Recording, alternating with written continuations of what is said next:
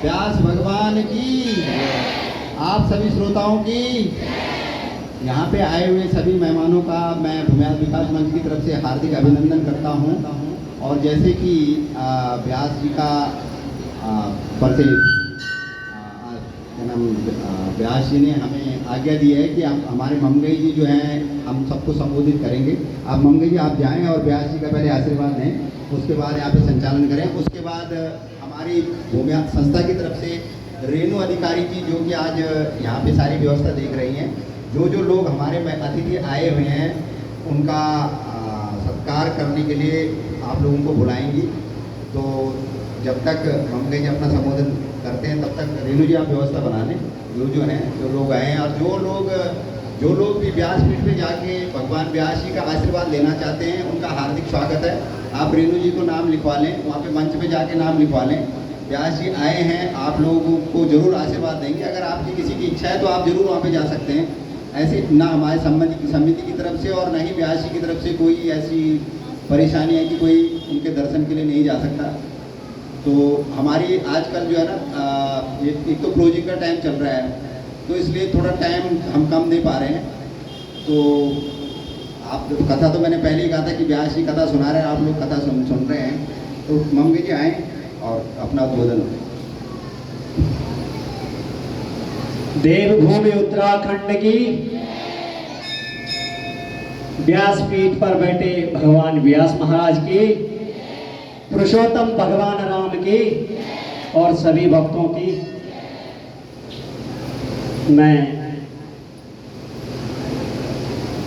सबसे पहले भगवान व्यास के चरणों में कोटि कोटि नमन करता हूँ। यहाँ पर सभी मेरी माताएं, बहनें, भाई, सभी जितने भी भक्त हैं उन सभी भक्तों के चरणों में भी मैं नमन करता हूँ। और मैं आभारी हूँ व्यास जी का जिन्होंने 2 शब्द कहने का मुझे मौका दिया।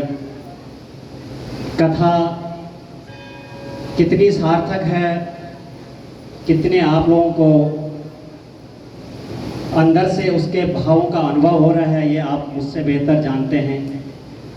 यहाँ से हम क्या लेकर जाएंगे कि कथा 1 घंटे 2 घंटे 3 घंटा आपने कथा सुनी है, उस कथा से आप यहाँ से क्या लेकर जाते हो और आप अपने घर पे, अपने समाज में, अपने अड़ोस पड़ोस में उन विचारों में से क्या विचार देख पाते हो, यह आपके ऊपर निर्भर करता है। क्योंकि कई बातें ऐसी होती हैं जिनका शायद हमको ज्ञान नहीं होता है, लेकिन अगर इस व्यासपीठ से कुछ बातें हमें सुनती है जिससे समाज का, क्षेत्र का, अपना, कुल का और किसी का भी अगर भला हो सकता है, क्योंकि कई बातें ऐसी सुनने को मिल रही है व्यासपीठ से। अगर हम वो कुछ भी कर सकते हैं तो व्यास जी ने कहा कि वही पुण्य का कार्य है। कोई तन से करता है, कोई मन से करता है, कोई धन से करता है। समाज कार्य अनेकों प्रकार से हो सकता है, ऐसा कुछ नहीं है। भगवान कहते हैं कण कण में विराजमान है।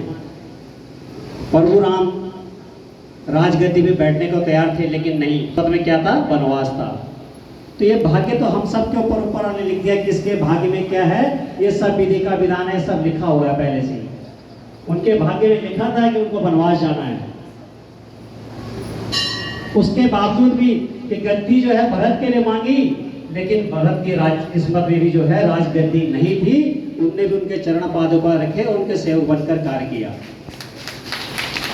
अब आप सोच सकते हो कि उनके भाग्य में भी राज करना नहीं लिखा था।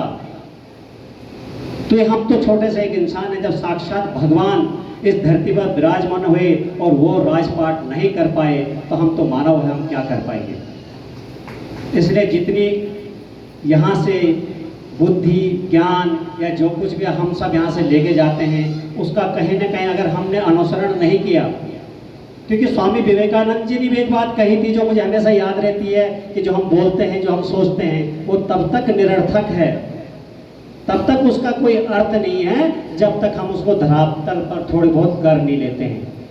तो यही यहाँ से हम बहुत कुछ सुन रहे हैं, बहुत कुछ हुआ है, लेकिन हम उसको कितना कर पाते हैं ये हमके ऊपर है। मैं ज़्यादा समय न लेते हुए मैं धन्यवाद करूँगा भूमिहार विकास मंच का, क्योंकि मुझे सौभाग्य प्राप्त हुआ है कि इस भूमिहार विकास मंच की नींव रखने में मैं पूर्व अध्यक्ष भूमियाल विकास मंच का हूँ। आज इसकी कमान भाई दयाल नेगी के कंधों पर है और अगर भूमियाल विकास मंच कहीं भी अच्छा काम करता है तो मुझे भी सुख की अनुभूति होती है, मुझे भी खुशी मिलती है। क्यों? क्योंकि इस पौधे को सींचने में, इस पौधे को लगाने में सब मतलब पहले महत्वपूर्ण भूमिका मैंने निभाई है। ये मेरा भी सौभाग्य है कि भूमियाल विकास मंच अगर किसी ऊंचाई पे पहुंचता है तो कहीं न कहीं मैं भी गौरवान्वित महसूस होता हूँ। तो मैं पुनः धन्यवाद करता हूँ भाई दयाल नेगी जी का और भूमियाल विकास मंच के पूरे परिवार का कि वो इस ऐसे अच्छे पुण्य कामों को करने के लिए आगे बढ़े हैं। मैं पुनः आप सभी का और यहाँ पर मंच में विराजमान जितने भी आचार्यवर हैं उन सभी को पुनः प्रणाम करके नमन करता हूँ इस व्यासपीठ को। और भगवान कहते हैं व्यास गद्दी में जो बैठा हमारे लिए साक्षात भगवान है, तो मैं साक्षात प्रणाम करता हूँ इस व्यास गद्दी को और प्रार्थना करता हूँ जितने भी आपके यहाँ भक्त हैं सबको आप ऐसा आशीर्वाद दें, सबकी मनोकामना पूर्ण करें, सबको सुख शांति दें। जय हिंद, जय भारत, जय गौ माता, जय गंगा मैया। बहुत बहुत धन्यवाद।